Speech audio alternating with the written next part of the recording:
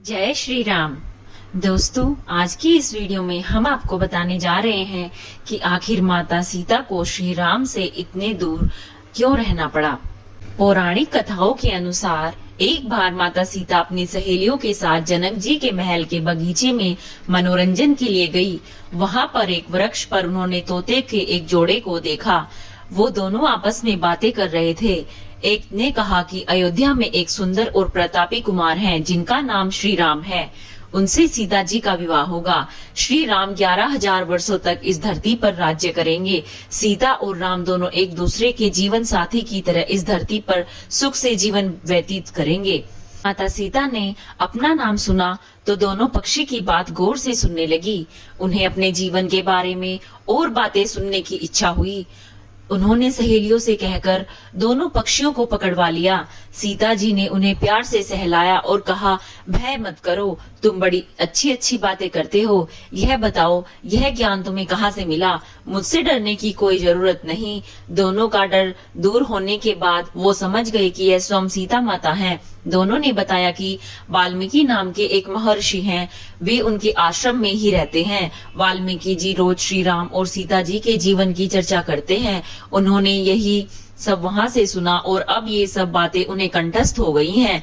सीता जी ने और पूछा तो तोते ने कहा, दशरथ पुत्र श्री राम शिव का धनुष भंग करेंगे और सीता जी उन्हें अपने पति के रूप में स्वीकार करेंगी। तीनों लोकों में यह अद्भुत जोड़ी बनेगी। सीता जी पूछती जाती और तोता उसका उत्तर देते जाते। दोनों थक गए। उन्होंने सीता जी से कहा, यह कथा बहुत विस्तृत है, कई माह लगेंगे सुनाने में। और यह कहकर दोनों पक्षी उड़ने को तैयार हुए। पर यह देखकर माता सीता ने कहा, तुमने मेरे भावी पति के बारे में बताया, उसके बारे में बड़ी जिज्ञासा हुई है।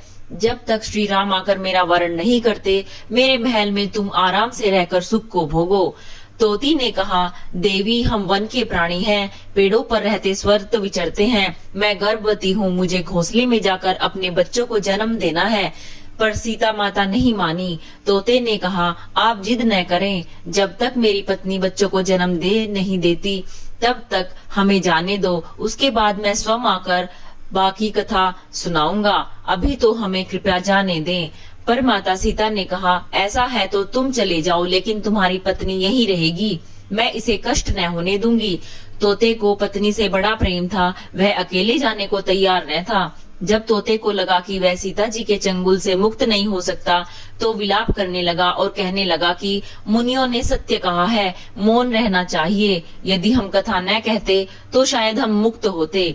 तोती अपने पति से विछोह सहन नहीं कर पा रही थी। उसने सीता जी को कहा, आप मुझे पति से अलग न करें, अन्यथा मैं आपको श्राप दे दूंगी। सीता जी हंसने लगी। सीता माता बोली, श्राप देना है तो दे दो, राजकुमारी को किसी पक्षी के श्राप से क्या भय। तोती ने श्राप दिया कि एक गर्भवती को जिस तरह तुम उसके पति से दूर कर रही हो, उसी तरह तुम जब गर्भवती रहोगी तो तुम्हें पति का विछोह सहना पड़ेगा। श्राप देकर तोती ने अपने प्राण त्याग दिए। पत्नी को मरता देख तोता क्रोध में बोला, अपनी पत्नी के वचन सत्य करने के लिए मैं ईश्वर को प्रसन्न कर श्री राम के नगर में जन्म लूंगा और अपनी पत्नी का श्राप सत्य कराने का माध्यम बनूंगा। वही तोता बाद में अयोध्या का धोबी बना, जिसने झूठा लांछन लगाकर श्री राम को इस बात के लिए विवश किया कि वह माता सीता को अपने महल से निष्कासित कर दे। दोस्तों, अगर आपको आज की यह वीडियो पसंद आई हो तो कमेंट में जय श्री राम लिखना मत भूलना। जय श्री राम।